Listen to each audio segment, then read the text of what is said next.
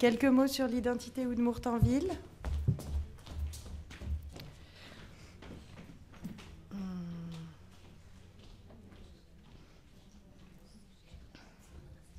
Voilà. Vous avez ici quelques chiffres concernant les Udmurt. Je vais m'intéresser seulement en fait ici au nombre d'Udmurt à Ijevsk. C'est de ces presque 81 000 personnes dont je vais parler. Ils constituent 13% de la population d'Ijevsk, selon le recensement de 2010. Et je vais vous en parler parce qu'on assiste actuellement à la formation d'une identité Udmurt citadine originale, qui se manifeste comme telle depuis une vingtaine d'années. Alors, parmi ces Udmurt de la ville, certains sont nés en ville et certains, ils sont venus pour étudier et ils sont restés, d'abord pour des raisons économiques. Leur point commun est d'œuvrer à la construction et à la diffusion de la culture Udmurt en ville, et ils sont acteurs de la mobilisation ethnique Udmurt. Voilà le plan. Je vais commencer par vous parler du contexte de l'émergence de cette génération d'Udmurt citadins actifs sur le plan de la mobilisation ethnique. Alors d'abord, le milieu urbain n'est pas le milieu de prédilection des Udmurt. Je ne vais pas m'appesantir sur cette question-là. Galina Nikitina nous en a beaucoup parlé. On a pu aussi le déduire de nombreuses interventions qu'on a entendues aujourd'hui.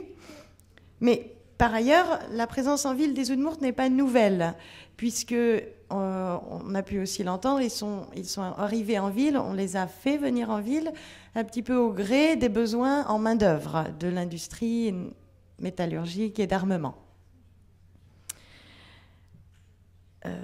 La plupart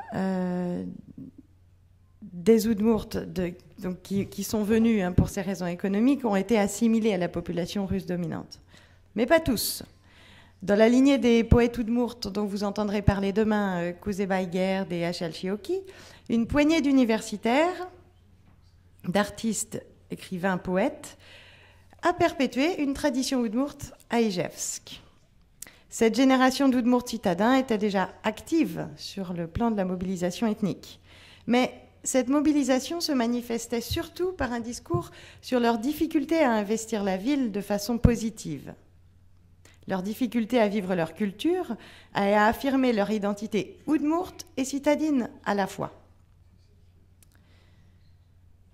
Je vais vous parler maintenant des spécificités de cette seconde génération et de son activité militante. En effet, je viens de vous parler de la première génération d'Udmurt citadins, en tout cas ceux qui sont actifs sur le plan de la mobilisation ethnique. Pour la seconde génération, les choses sont différentes. D'abord, vivre en ville est devenu monnaie courante. Soit ils y sont nés, soit ils y sont venus, et c'est la norme aujourd'hui de venir étudier puis travailler en ville. Ensuite, les temps ont changé. Ces jeunes Udmurt qui sont nés dans les années 80 ou 90 connaissent bien l'ouverture des frontières, les voyages, les échanges universitaires, et le développement d'Internet a largement favorisé la pénétration de modèles et de modes de pensée nouveaux. Un autre élément de différenciation entre ces deux générations, c'est que la première génération tentait de vivre sa culture Udmurt rurale intacte en ville. Pour la nouvelle génération, il n'y a pas de tentative brute de transposition d'une culture Udmurt rurale dans un milieu urbain, qui de toute façon s'y prête peu, puisqu'en Russie, les villes sont culturellement russes. Les éléments déterminants qui constituent des repères à la campagne sont absents en ville. Et cela, cette nouvelle génération l'a bien compris. Les années 90 ont été marquées un peu partout en Russie par un renouveau du sentiment d'appartenance nationale des minorités. Les Udmurt ont été portés par ce mouvement, en particulier en ville, puisque c'est là que se trouvent les outils du développement d'une culture Udmurt moderne, l'université, le ministère des Affaires nationales et les médias. On voit fleurir de nouvelles manifestations culturelles Udmurt. On expérimente de nouvelles formes et de nouveaux thèmes artistiques, comme par exemple l'érotisme dans le roman de Sergueï Matveïev, Chouji, écrit en 1995. À Ijevsk, ces initiatives nouvelles cohabitent avec les éléments de culture Udmurt plus ancienne, notamment les ensembles folkloriques Udmurt. C'est donc dans les années 90 que sont posées les bases d'une culture Udmurt citadine qui, tout en restant attachée à ses racines traditionnelles, prend aussi son indépendance. Et elle continue sa propre évolution, développe ses ramifications de manière originale et adaptée à un environnement qui se modernise. Non pas que la culture Udmurt citadine n'ait plus rien à voir avec celle de la campagne, bien au contraire, elle l'inspire. Des travaux de chercheurs Udmurt montrent à quel point les Udmurt de la campagne ont le regard tourné vers la ville, vers ce qui s'y passe, parce qu'ils savent bien que le destin de leur culture est entre les mains des jeunes et que c'est en ville que se trouve le ministère, les médias et les principaux secteurs d'influence. Les années 2000 sont moins florissantes, le climat a changé, l'élan qui animait le mouvement d'affirmation de la culture Udmurt s'est appesanti, ces acteurs se sont essoufflés. Mais les plus jeunes innovent. Ceux qui sont nés dans les années 90 sont de vrais citadins puisqu'ils maîtrisent les codes de la ville et de la modernité. Ce sont aussi de vrais Udmurt puisqu'ils se reconnaissent comme tels et le revendiquent. Dans cette génération, il n'y a plus d'opposition radicale entre la vie moderne citadine et la culture Udmurt. Ces deux mondes opposés hier n'ont pas d'autre choix que de cohabiter aujourd'hui. Il s'agit alors de trouver comment.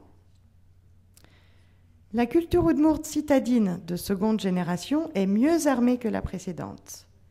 Elle est libérée des contraintes extérieures et psychologiques qui maintenaient l'expression identitaire Udmurt dans la confidentialité. Par exemple, elle s'exprime sur les murs. Voilà un pochoir de street art fait par Evgeny Bikouzin qui représente Kuzebaïgerd, le poète Udmurt. C'est une rue d'Ijevsk. Et ici, un graffiti, toujours dans les rues d'Ijevsk, un graffiti en Udmurt avec la traduction en anglais, une langue internationale. Non seulement la langue russe est absente, mais encore on peut supposer que le message de paix s'adresse aux Russes. Une autre caractéristique de cette culture Udmurt citadine de seconde génération est qu'elle s'approprie les codes de la culture globale. Voilà un graffiti en anglais qui montre comme la culture Udmurt s'appuie sur la culture mondialisée, comme sur un levier. La jeune fille qui porte cette pancarte est indéniablement Udmurt puisqu'elle est rousse. Ce soir, vous aurez l'occasion de voir un film, Uzi Bori, qui illustre aussi ce phénomène. C'est la première comédie romantique Udmurt en Udmurt, et elle connaît un succès qui ne se limite pas à un public Udmurt.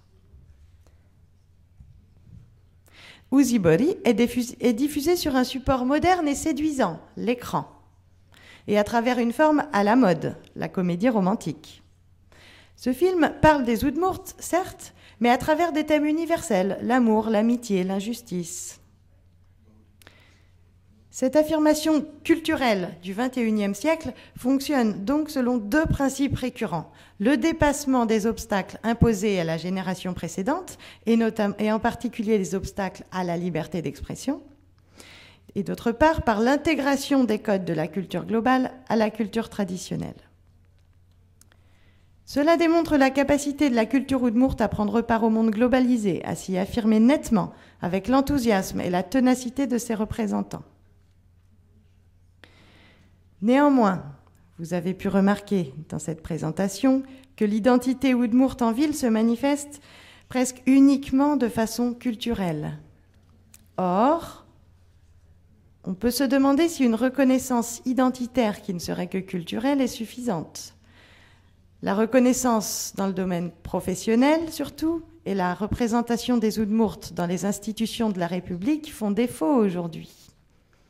Alors que cette autre reconnaissance, qui serait non pas culturelle mais statutaire, constituerait un soubassement identitaire solide pour l'Udmurtitude et les générations à venir. Merci.